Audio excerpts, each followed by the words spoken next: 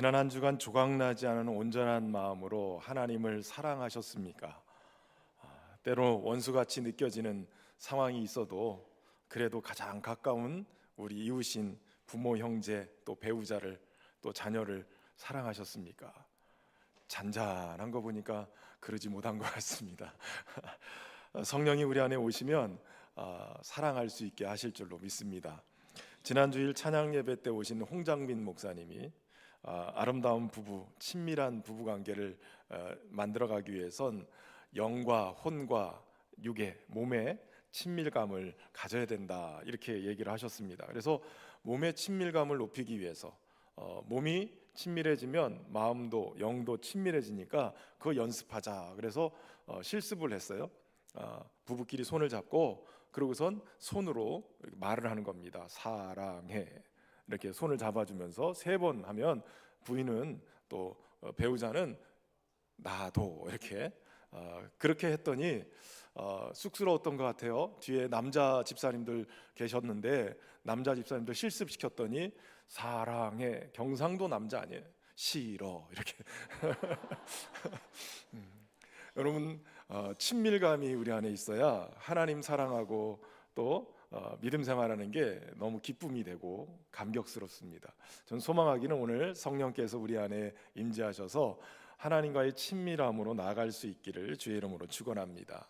여러분, 오늘은 오순절 성령 강림을 기념하면서 지키는 성령 강림 주일입니다. 이날은 성령이 임하시면서 교회가 탄생한 날이기도 하지요. 예수님께서 약속하신 성령을 받음으로 교회와 그리스도인들은 그때부터 이제는 주의 복음을 들고 선교에 앞장서는 일들을 하게 됐습니다. 그러니까 이 기독교의 오순절은, 성령 강림절은 하나님의 은혜를 경험하면서 더 깊은 헌신과 또 선교로 나가는 그러한 디딤돌이 된 것이에요. 오순절이 50일이라는 뜻을 가지고 있는데 부활절부터 50일 될 때, 그 오순절이 되었을 때 성령이 임재하셨다는 거예요. 오늘 우리가 함께 오늘 본문에서 주시는 주님의 말씀을 통해서 우리가 성령의 강림을 통해서 하나님과의 친밀함을 경험하고 또 하나님 안에서의 우리가 어떤 관계를 맺고 살아가야 할지 함께 말씀을 통해서 살펴보겠습니다. 우선 첫 번째는 성령님은 보내시겠다고 약속된 분이라는 사실을 우리가 기억할 필요가 있어요. 예수님은 자신의 죽음을 예고하시면서 요한복음 14장 16절에 보혜사 성령님을 약속하세요. 내가 아버지께 구하겠으니 그가 또 다른 보혜사를 너희에게 주사 영원토록 너희와 함께 있게 하리니 라고 말씀하세요. 이렇게 보혜사를 약속하셨는데 이것은 구약의 요엘 선지자를 통해서도 또한 하나님이 약속하신 거예요. 요엘서 2장 28절에서 29절에 그 후에 내가 내 영을 만민에게 부어주리니 너희 자녀들이 장래일을 말할 것이며 너희 늙은이는 꿈을 꾸며 너희 젊은이는 이상을 볼 것이며 그때에 내가 또 내 영을 남종과 여종에게 부어줄 것이니 그들이 예언할 것이다 라고 말씀하세요. 그러니까 구약에서도 이미 선지자를 통해 하나님이 약속하신 거예요. 그분의 영을 보내주시되 남녀노소 할 것 없이 차별 없이 하나님의 영을 그들에게 부어주시겠다는 거예요. 그리고 오늘 요한복음 15장 26절에 보면 예수님은 이렇게 말씀하세요. 내가 아버지께로부터 너희에게 보낼 보혜사, 곧 아버지께로부터 나오시는 진리의 성령이 오실 때 그가 나를 증언하실 것이요. 주님은 아버지께로부터 너희에게 보혜사를 보내주겠다라고 말씀하세요. 그리고 오늘 본문의 7절의 말씀에 보면 그러하나 내가 너희에게 실상을 말하노니 내가 떠나는 것이 너희에게 유익이라. 내가 떠나가지 아니하면 보혜사가 너희에게로 오시지 아니할 것이요 가면 내가 그를 너희에게 보내리니라고 얘기하시는 거예요. 누가 보내시냐면 우리 주 예수 그리스도께서 보혜사를 보내시겠다라고 약속하신 거예요. 예수님도 부활하신 후에 승천하실 때 제자들에게 이런 약속을 하세요. 사도행전 1장 4절에 보면 사도와 함께 모이사 그들에게 분부하여 이르시되 예루살렘을 떠나지 말고 내게서 들은 바 아버지께서 약속하신 것을 기다리라. 요한은 물로 세례를 베풀었으나 너희는 몇 날이 못되어 성령으로 세례를 받으리라 하시니라. 그러니까 성령은 누가 약속하시냐? 아버지께서 약속하신 거예요. 그러니까 약속하신 것, 그 약속하신 성령을 보내주시겠다고 지금 말씀하고 계시는 것이죠. 고린도전서 15장에 보면 사도 바울은 예수님의 부활을 목격했던 제자들이 최대 500여 명 된다 이렇게 얘기를 합니다. 아마도 예수님이 승천하실 때 그들도 다 따라가지 않았을까 싶은데, 그런데 예수님 말씀하신 대로 예루살렘에 돌아와서 마가다락방에서 함께 그 약속하신 성령을 기다린 사람은 몇 명이냐? 성경에 보면 120여 명이라고 얘기하고 있어요. 그러니까 예루살렘을 떠나지 말고 약속하신 성령을 기다리라는 주님의 말씀에 순종해서 머무른 사람들, 이 사람들이 120명 정도 됐다는 거예요. 어떻게 됐습니까? 바로 마가다락방에 성령이 임재하신, 그러니까 주님의 약속의 말씀을 믿고 순종하는 그들에게 성령의 충만함을 경험케 하셨다는 거예요. 초대교회는 성령님이 그저 주님을 만난, 부활의 주님을 만난 사람에게 임한 것이 아니라 말씀에 순종해서 약속의 말씀을 붙들고 기도한 사람 120명에게 임재하셨고 그들을 통해서 부흥을 일궈 가셨다는 얘기예요. 여러분, 부활의 주님 만나는 것도 중요한 거예요. 그러나 주신 사명을 감당하기 위해서 말씀대로 순종하고 약속대로 기도하는 사람이 필요한 거예요. 예루살렘을 떠나지 말고 능력으로 이 피울 때까지 기다리라는 주님의 말씀대로 순종한 사람들, 그 사람들이 주의 약속의 말씀을 믿고 은혜의 자리에 머물러 있다 보니 성령이 충만하게 임하고 은혜를 입은 거예요. 여러분, 하나님께서 우리에게 약속하신 그 자리가 어디예요? 은혜 받는 자리가 어디입니까? 성령 충만하게 약속하신 자리가 다른 곳이 아니에요. 주의 몸된 교회, 그 교회를 성전 삼고 주님이 함께 하시는 거예요. 여러분, 그러니까 이곳이 성령에 임재하시고 충만케 하시는 약속의 자리요 축복의 자리인 줄로 믿으시길 바랍니다. 그러니까 성령 충만 받으려면 어디 있어야 돼요? 약속하신 자리에 머물러 있어야 돼요. 그러니까 교회는 주님이 약속하신 성령 충만 받는 자리인 거예요. 이곳에서 성령의 충만을 받고 은혜를 받고 능력 받고, 그래서 주님의 부활의 증인, 복음의 증인들이 되는 역사가 일어나는 것입니다. 저는 소망하기는 우리 신현교회가 이곳에 있는 우리 모두가 성령의 충만함을 받고 부활의 증인되는 역사 있기를 바랍니다. 그렇게 주의 약속의 성령을 사모하면서 기도하며 기다린 제자들에게 오순절 성령 강림의 역사가 일어나요. 사도행전 2장 2절에서 4절에 보면 성령이 어떻게 임하셨느냐? 호련히 하늘로부터 급하고 강한 바람 같은 소리가 있어 그들이 앉은 온 집에 가득하며 마치 불의 혀처럼 갈라지는 것들이 그들에게 보여 각 사람 위에 하나씩 임하여 있더니 그들이 다 성령의 충만함을 받고 성령이 말하게 하심을 따라 다른 언어들로 말하기를 시작하니라. 오순절 마가다락방에 성령이 강림하셨는데 급하고 강한 바람 같은 소리가 나면서 불의 혀같이 갈라지는, 그러니까 바람과 불 같은 그러한 성령이 강력하게 임하시는데 한꺼번에 임한 게 아니라 각 사람 위에 임했다는 거예요. 예배하는 우리 모두 각 사람 한 사람 한 사람에게 불 같은 성령, 바람 같은 성령이 충만히 임하기를 주의 이름으로 축원합니다. 이렇게 성령의 강림을 경험하고 그 충만받은 그들이 나가서 각기 다른 말로 성령 충만한 성령의 말하게 하심으로 말씀을 전했어요. 그랬더니 사람들이, 아니 이 사람들이 정말 술 먹고 취했나 이러고선 오해하기 시작하니까 몰려든 사람들에게 베드로가 설교하기 시작합니다. 그러고선 이들이 왜 이렇게 됐는가를 이렇게 설명하고 있어요. 사도행전 2장 33절에 하나님이 오른손으로 예수를 높이시매 그가 약속하신 성령을 아버지께 받아서 너희가 보고 듣는 이것을 부어주셨느니라. 하나님께서 그가 약속하신 성령을 부어주셨다는 거예요. 약속하신 성령이에요. 그 말은 오늘 우리에게도 약속하신 성령을 부어주시겠다는 근거가 되는 것이에요. 사도 바울은 에베소서 5장 18절에 술 취하지 말라 이는 방탕한 것이니 오직 성령으로 충만을 받으라 라고 얘기해요. 단순히 에베소에 있는 교회들에게 얘기하는 것이 아니라 오늘날 그리스도인들 모든 믿는 자들에게 요청하는 거죠. 술 취하지 말고 세상으로 취하지 말고 오직 성령으로 충만함을 받으라는 거예요. 지난주에 살펴본 것처럼 약속 있는 첫 계명, 부모 공경이죠. 부모님을 잘 공경하면 땅에서 잘 되고 장수하게 된다. 하나님이 약속하신 거예요. 여러분, 성령 충만도 하나님이 약속하신 거예요.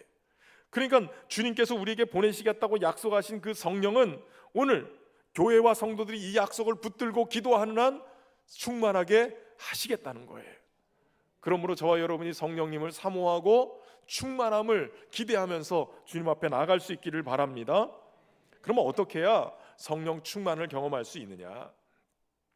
마가다락방의 120여 명의 제자들이 한 행동을 통해서 우리는 알 수 있어요.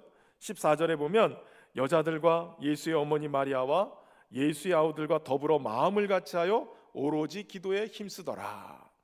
그들이 한 게 무엇이에요? 더불어 마음을 같이하여 오로지 기도에 힘쓴 거예요. 여기 세 가지 단계를 우리가 볼 수 있어요. 첫 번째는 더불어 기도했다는 거예요. 더불어 기도를 하되 더불어 했다는 거예요. 이 더불어라는 말은 화해하다라는 뜻을 가지고 있어요. 그러니까 기도하기 전에 그들은 먼저 화해를 했어요. 무엇 때문에 화해를 했을까요? 여러분 생각을 해보세요. 예수님이 승천하셨어요. 이제 제자들이 예수님 말씀대로 예루살렘에 머물기 위해서 마가다락방에 모였어요. 120명이 모였는데 누가 인도를 해야 될까요? 수제자인 베드로가요? 여러분, 수제자인 베드로는 예수님을 부인하되 3번이나 부인하며 또 저주까지 하면서 부인했어요. 자격이 없어요. 앞에 설 수가 없지요. 또 예수님이 잡히시던 날 밤에 벌거벗고 도망간 제자요? 창피해서 어떻게 나올 수 있을까요? 예수님이 부활하셔서 나타나셨음에도 불구하고 주의 손과 발에 못자국과 창자국에 손을 넣어보기 전까지는 내가 믿지 못하겠노라 의심했던 도마요? 아니에요. 어느 누구 앞에 설 수가 없는 거예요. 심지어는 예수님이 부활하셨다라는 소식을 안고 제자들에게 가서 전했는데 여자들의 말을 터부시하고 믿지 않고 그랬던 제자들의 모습들, 아마도 이 여제자들은 마음에 상했을 거예요. 그렇게 예수님이 부활했다고 얘기했는데 듣지를 않아?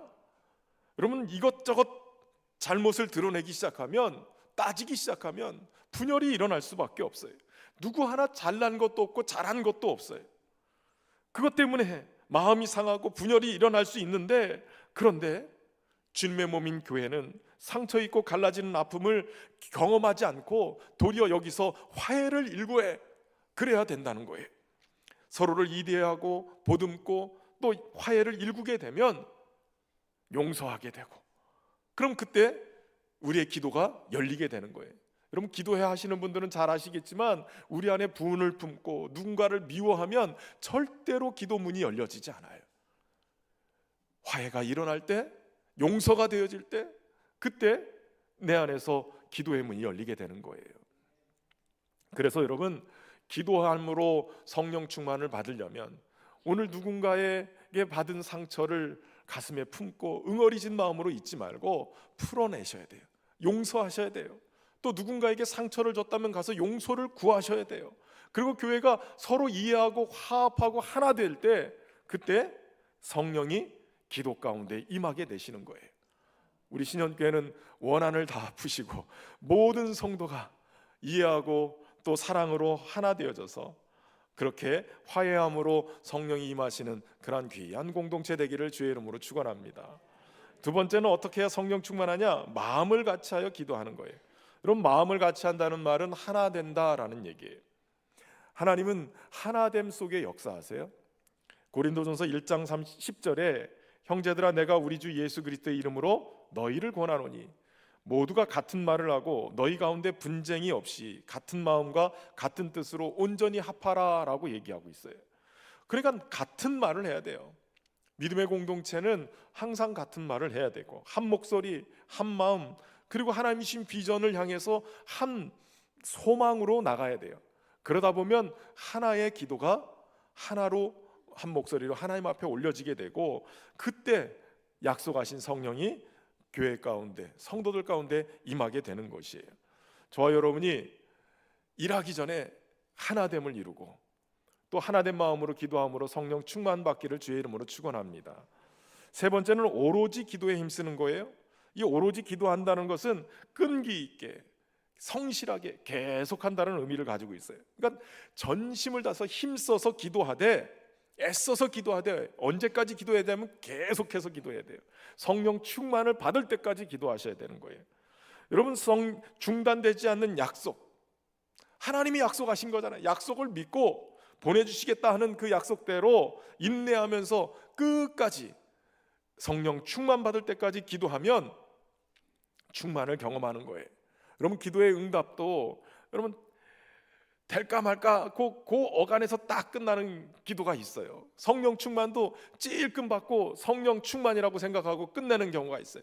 성령 충만은 완전히 충만의 성령으로 사로잡힐 때까지, 완전 우리의 전 인격이 그분으로 인해서 충만해질 때까지 기도해야 되는 거예요. 그래야 성령 충만할 줄로 믿습니다. 성령님은 교회와 성도의 호흡이에요. 숨이에요. 숨. 그 숨으로 호흡하게 하면 살아나는 역사가 일어나요.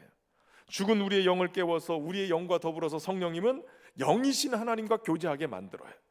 그러니까 교회가, 우리 성도들이 성령으로 충만하면 교회가 제대로 된 숨을 쉬게 되고 성도들이 제대로 된 숨을 쉬게 돼서 사는 역사가 일어나게 될 줄로 믿습니다. 주님의 약속 붙들고 약속하신 성령 충만을 위해서 기도하며 나갈 수 있기를 주의 이름으로 축원합니다. 두 번째, 성령님은 우리에게 오신 보혜사이십니다. 오늘 본문은 성령님을 보혜사라고 소개하고 있어요.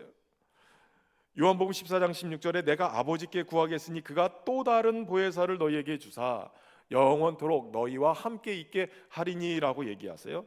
여기 또 다른 보혜사라고 표현하고 있는데 이단에서는 또 다른 보혜사를, 성령님이 보혜사인데 성령님 말고 또 다른 보혜사를 보낸다 이렇게 해석을 해요.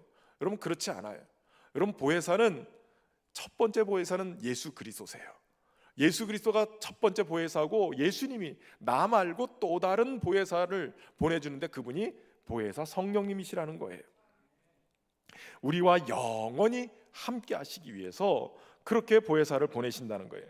7절에 보면 그러나 내가 너희에게 실상을 말하노니 내가 떠나가는 것이 너희에게 유익이라. 내가 떠나가지 아니하면 보혜사가 너희에게로 오시지 아니할 것이요 가면 내가 그를 너희에게 보내리니라고 얘기하세요. 예수님이 떠나시면서 또 다른 보혜사를 보내주시겠다는 거예요. 자, 그럼 보혜사란 무슨 뜻인가요? 여러분, 보혜사라는 단어는 한자어예요. 이것은 지킬 보, 은혜해, 스승사 이렇게 쓰는 거예요. 그러니까 풀어서 보면 보호하시고 은혜를 주시는 스승이라는 뜻이에요. 성령님은 믿는 자들에게 그들을 보호하시고 그들에게 은혜를 베푸시는 스승인 거예요. 스승의 날을 지냈지만 우리에게 진정한 스승은 바로 성령, 보혜사 성령님이신 것이죠. 한글 번역 성경을 보면 대부분의 모든 번역이 보혜사라고 번역하고 있어요.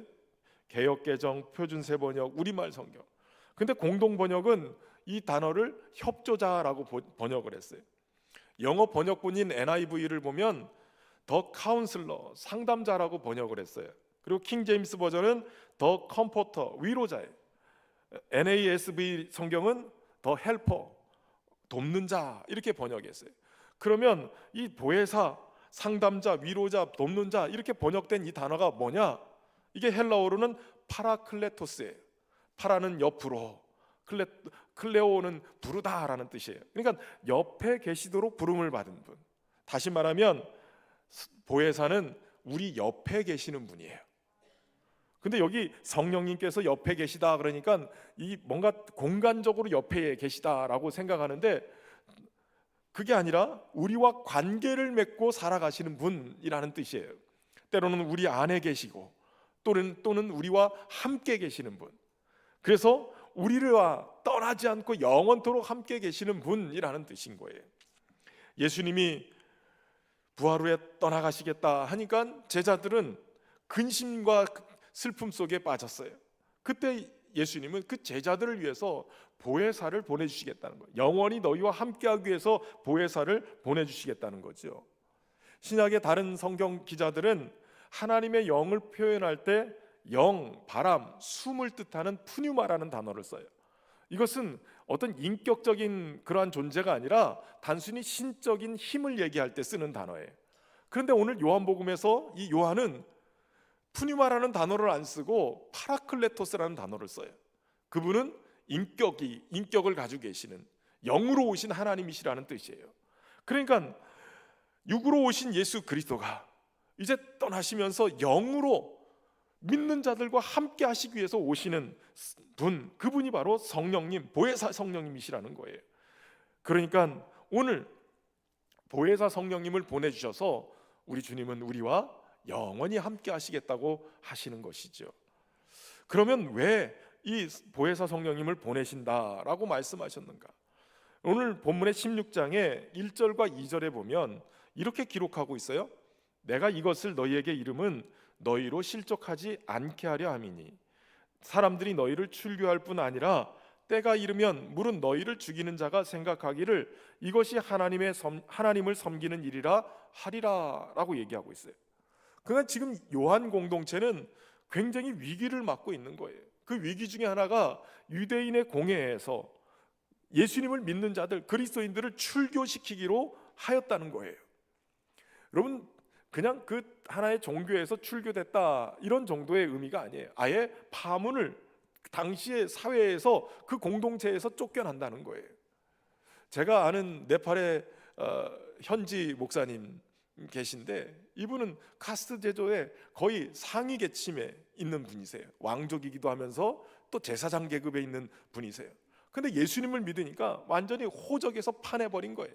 가문에서 쫓겨나고 그 사회에서 살아갈 수 없도록. 그래서 한국에 와서 신학을 하고 목사 안수를 받고 그러고선 네팔로 다시 돌아가셨어요. 지금도 공공의 적이 돼서 살해 위협을 받고 있어요. 그러니까 유대교회에서 파문당하는, 출교됐다는 것은 언제 어떻게 될지 모르는, 삶을 살아갈 수 없는 정도의 상황이 벌어지는 거예요. 심지어는 사울과 같은 사람들이 스데반을 잡아서 돌로 쳐 죽이는 그 일을 하면서도 이거는 하나님 앞에 합당한 일이다, 하나님이 기뻐하시는 일이다라고 생각할 정도로 사람들이 그리스도인들을 잡아 죽이면서도 이것이 하나님을 섬기는 일이라고 생각한다는 거예요. 그만큼 지금 사도 요한의 공동체, 사도 요한의 교회는 위기를 경험하고 있는 거예요. 근데 이때 주님이 말씀하시는 거죠. 그들로 실족하지 않고 고난 중에 있는 이 요한 공동체에게 힘과 위로를 주시기 위해서 주님이 보혜사 성령님을 보내시겠다는 거예요. 보혜사는 오늘 우리에게 오셔서 때로는 변호사가 되고 위로자가 되고 헬퍼가, 돕는 자가 되어주시는 거예요. 그리고 그 보혜사는 세상이 줄 수 없는 평안을 주시는 겁니다. 요한복음 14장 26절 27절에 보면 우리가 흔히 27절부터 잘 알고 있어요. 그런데 26절부터 27절까지를 꼭 같이 읽어봐야 돼요. 같이 한번 읽어볼까요? 보혜사 곧 아버지께서 내 이름으로 보내실 성령, 그가 너희에게 모든 것을 가르치고 내가 너희에게 말한 모든 것을 생각나게 하리라. 평안을 너희에게 끼치노니 곧 나의 평안을 너희에게 주노라. 내가 너희에게 주는 것은 세상이 주는 것 같지 아니하리라. 너희는 마음에 근심하지도 말고 두려워하지도 말라. 아멘. 평안을 주님이 주시겠다는 거예요. 어떤 상황에서도 세상이 줄 수 없는 평안을 주는데 근심하지도 말고 두려워하지 말라는 거예요. 근데 근심하지도 말고 두려워하지 않는 그 평안이 누구에서부터 오냐면 보혜사 성령님을 통해서 오는 거예요. 보혜사를 보내실 테니 그분이 너희에게 평안을 줄 것이라는 거예요. 예수님을 재판에서 십자가 처형을 하게 했던 그들이 이제는 예수님의 제자들을 재판대 앞에 세워요. 그리고 나서 예수님처럼 무고하지만 죄를 정하고 그들을 사형터로 몰아가는 거예요.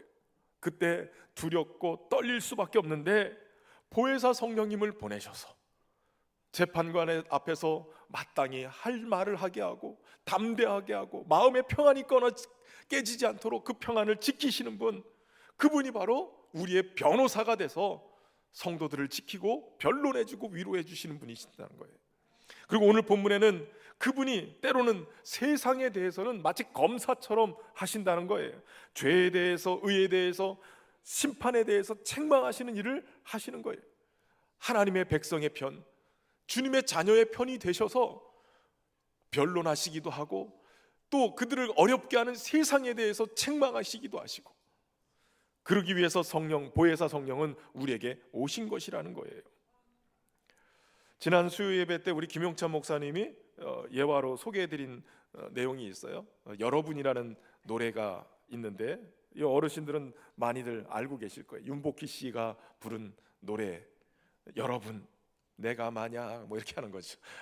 근데 최근에 뭐 에일리라는 가수가 이 노래를 다시 리메이크 해가지고 부르면서 아주 젊은 사람들, 전혀 모르고 있던 사람들이 이 노래를 알면서 위로를 많이 받았다고 그래요.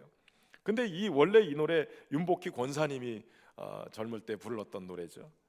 질병과 이혼의 고통으로 우울증까지 앓고 있었을 때 오빠 윤환기 씨, 지금 목사님이시지만 그분이 이 여러분이라는 노래를 만들어서 윤복희 씨가 국제가요제 나가서 부르고 대상을 받았어요.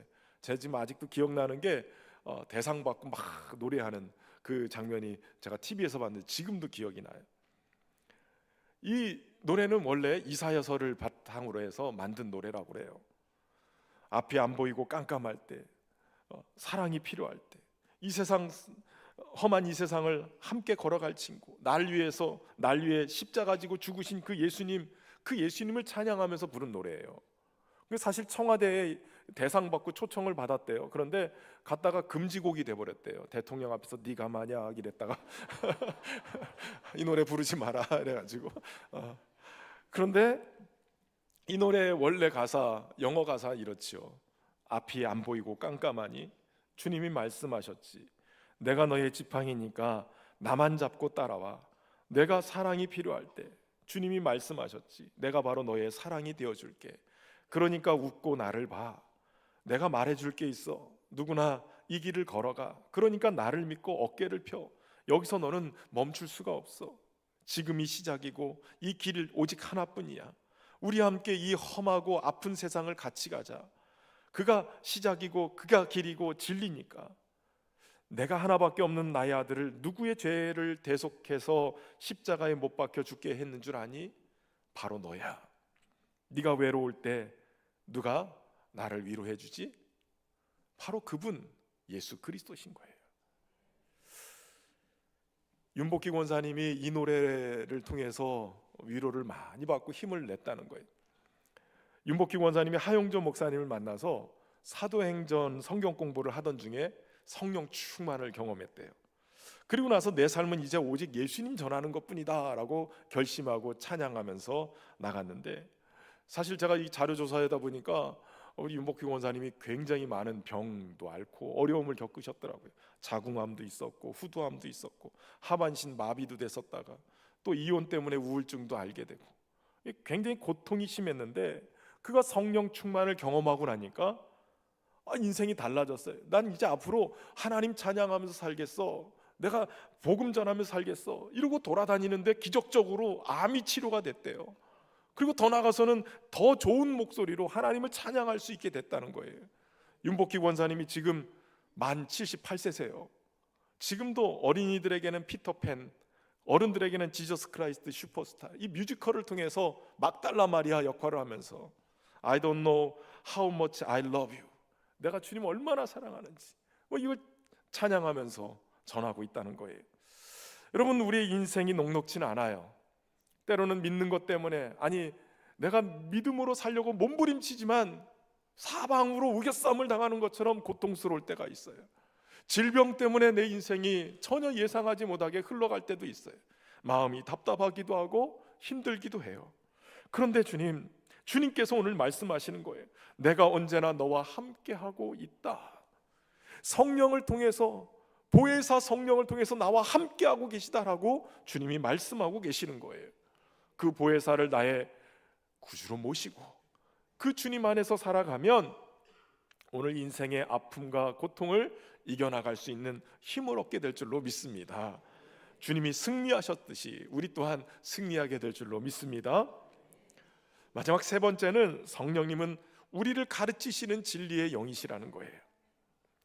오늘 본문 13절에서 보혜사 성령님을 또 다른 표현으로 얘기하고 있죠. 그러나 진리의 성령이 오시면 그가 너희를 모든 진리 가운데로 인도하시리니 그가 스스로 말하지 않고 오직 들은 것을 말하며 장래일을 너희에게 알리시리라.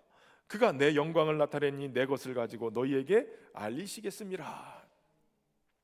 그분은 자의적으로 말하지 않고 오직 들은 것을 말하고, 무엇보다도 진리의 성령은 주님의 것을 가지고 제자들에게 알려주시겠다는 거예요. 그리고 훗날 주님의 영광을 나타내게 하실 것이라는 거예요. 그러니까 보혜사 성령님은 우리에게 오셔서 진리의 성령으로 우리를 진리 가운데로 인도하시는 거예요. 여러분, 진리는 무엇을 얘기합니까? 진리는 하나님의 말씀을 얘기하죠. 진리의 영이신 하나님은 그러기 때문에 역사하실 때 성령님께서 성경의 말씀과 대치되거나 잘못된 것으로 인도하지 않아요. 오직 하나님의 말씀대로 인도해 가시는 거예요.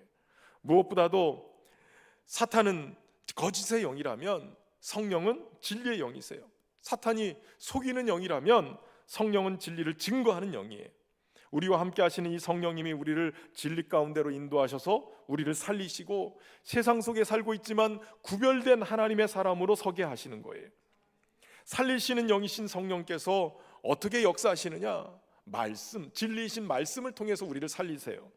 시편 107편 20절에 그가 그의 말씀을 보내어 그들을 고치시며 위험한 지경에서 건지시는도다 라고 말씀하세요. 진리이신 말씀을 보내셔서 우리를 고치시기도 하세요. 우리를 위험한 곳에서 건지시기도 하시는 거예요. 말씀을 보내셔서 그 백성을 살리고 고치시는 주님, 성령이 그 말씀을 깨닫게 하고 아멘하게 하고 내 말씀으로 받게 하시는 거예요. 그리고 진리이신 말씀을 통해 우리를 살아나게 만드시는 거죠. 그저 성경 속에만 있는 말씀이 아니라 성경 속에서 2000년 전에 예수님과 함께 동행하고 역사하셨던 그 말씀이, 그 예수님이 오늘 우리의 치유의 하나님이 되셔서 우리를 살리시고 고치시는 거예요. 무엇보다도 이 진리의 영이신 성령님은 진리이신 예수님과 만나게 만들어요. 진리의 말씀을 통해서 우리가 예수 그리스도를 더 깊이 알게 만들고 진리이신 예수님과 함께 동행할 수 있도록 만들어주시는 거예요. 칼빈은 기독교 강요에서 하나님에 대한 지식과 인간에 대한 지식이 연결되어 있다고 얘기했어요. 성령께서 역사하셔서 진리이신 예수님을 만나게 되면 우리는 하나님이 누구신지, 하나님을 더 깊이 알게 된다는 거예요. 그리고 하나님 안에서 우리가 어떤 존재인지를 또 하나 알게 된다는 거예요. 하나님은 창조주시고 우리는 피조물이에요. 하나님은 아버지시고 우리는 하나님의 자녀인 거예요. 이것이 더욱더 명확하게 진리의 성령 안에서 우리에게 확증시켜 주시는 거예요. 진리의 성령님은 주님의 이름으로 오셔서 제자들에게 모든 것을 가르치고 말한 모든 것을 생각나게 하시는 거예요. 요한복음 14장 26절에 그가 너희에게 모든 것을 가르치고 내가 너희에게 말한 모든 것을 생각나게 하시리라. 그러니까 여러분, 성령 충만하고 진리의 영이신 성령으로 충만하면 우리는 예수님이 가르쳐 주신 진리의 말씀으로 깨닫게 하고 그것으로 증거하게 되어져요. 그리고 무엇보다도 하나님의 비밀이신 예수 그리스도를 증거하는 복음 전도자가 되는 것이에요. 진리의 성령께서 우리를 진리이신 예수 그리스도께로 인도해 가시는 거예요. 그러니까 여러분, 성령이 역사하시면 우리는 우리의 모든 시선이 주님께로 집중이 되고 예수 그리스도께로 향하게 되는 것이에요. 그래서 우리의 삶 속에 나타나는 것은 주님의 영광이 드러나는 거예요. 초대교회 성령 충만받은 성도들은 성령의 말하게 하심으로 다른 언어들을 말했다고 그래요. 다른 말로 표현하면 그들의 언어가 바뀌었다는 거예요. 그들의 언어가 하늘이 열리고 성령이 말하게 하심을 따라 말했기 때문에 그들은 하나님 아버지를 닮은 하나님 아버지의 말을 해요. 하늘의 말을 입에 담았어요. 그리고 하늘의 비밀을 선포하는데 그것이 다른 것이 아니라 바로 하나님의 큰일, 예수 그리스도의 죽으심과 부활과 성도들의 구원을 얘기하시는 거예요. 그러니까 성령 충만 받은 제자들은 말이 바뀌었고 그 말의 내용이 바뀌었어요. 언어가 바뀌었다는 것은 그들의 삶이 언어가 되고 완전히 삶이 새롭게 되어졌다는 것이에요. 성령 충만 받으면 여러분, 우리의 언어가 바뀌어요. 하늘을 담게 되고 예수 그리스도를 증거하는 언어가 되게 되는 거예요. 저는 우리가 그렇게 되기를 주의 이름으로 축원합니다. 성령님이 우리 안에 충만케 하셔서 하나님의 거룩한 불꽃을 담은 하나님의 백성들 되게 하셔서 세상의 탐욕을 불태워버리고 열방을 치유하고 회복하는 역사로 우리를 인도해 가실 거예요. 저와 여러분이 그렇게 쓰여지기를 주의 이름으로 축원합니다. 함께 찬양하면서 성령 앞에 나가겠습니다. 오소서 진리의, 오소서 진리의 성령님, 이 땅 흔들며 임하소서. 거짓과 담력 죄악에 무너진 우리 가슴 정케 하소서. 오소서 은혜의 성령님, 하늘 가리고 임하소서. 거룩한 불꽃 하늘로서 임하사 타오르게 하소서. 주 영광 위에 부흥의 물길 타오르게 하소서. 진리의 말씀 이 땅 새롭게 하소서. 은혜의 강물 흐르게 하소서. 성령의 바람 이 땅 가득 불어와. 흰 옷 입은 주의 순결한 백성, 주의 영광 위에 이제 일어나. 열방을 치유하며 행진하는 영광의 그날을 주소서. 부흥의 불길 타오르게 하소서. 부흥의 불길 타오르게 하소서. 진리의 말씀 이 땅 새롭게 하소서. 은혜의 강물 흐르게 하소서. 성령의 바람 이 땅 가득 불어와. 흰 옷 입은 주의 순결한 백성, 주의 영광 위에 이제 일어나. 열방을 치유하며 행진하는 영광의 그날을 주. 열방을 치유하며 행진하는, 열방을 치유하며 행진하는 영광의 그날을 주소서. 이 시간 우리 말씀 의지하면서 함께 기도하기를 원합니다. 우리 주님께서는 성령님을 보내주시겠다고 약속하셨습니다. 구하는 자들에게 성령 충만을 허락하실 줄로 믿습니다. 보혜사로 오시는 성령님, 우리의 상함과 아픔들을 치유하시고 우리 옆에서 함께 우리를 인도하시는 그 성령님으로 우리가 충만하기를 원합니다. 진리의 성령으로 오셔서 우리로 하여금 진리를 깨닫게 하실 뿐만 아니라 하나님의 거룩함을 잊고 이제는 열방을 치유하며 살아갈 수 있는 그러한 하나님의 영광을 드러내는 자로 세워지기를 원하십니다. 이 시간 우리가 함께 주여 주의 성령으로 충만케 하셔서 이 사명을 감당할 수 있도록 우리를 치유하시고 회복하여 주옵소서. 우리 합심해서 함께 기도하며 나가겠습니다. 참 좋으신 아버지 하나님, 오늘도 주의 말씀을 통하여 저 하나님이 약속하신 성령님이 오늘 구하는 자들에게, 간절히 사모하는 자들에게 부어지는 줄로 믿습니다. 약속하신 성령을 구하며 우리가 주님의 은혜 앞에 나가기를 소망하소서. 보혜사로 오셔서 우리를 위로하시고 우리를 또 도와주시고 우리에게 은혜를 베푸시는 성령, 보혜사로 우리 가운데 함께 하시는 주님을 의뢰하며 우리가 담대하게 주님이시는 평안 안에 살아가게 하시고 진리의 성령으로 오셔서 오늘도 진리 가운데로 인도하시는 주님, 하나님의 거룩함을 입고 진리이신 예수 그리스도를 입어서 이 땅을 치유하고 회복케 하는 주님의 영광을 드러내는 하나님의 사람들로 설 수 있도록 은혜 베푸시기를 소망합니다.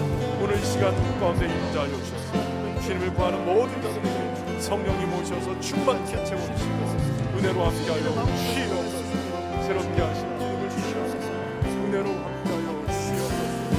아버지 하나님 충만케 하시옵소서. 함께하시옵소서. 기대합니다. 할렐루야. 여러분 찬양합니다.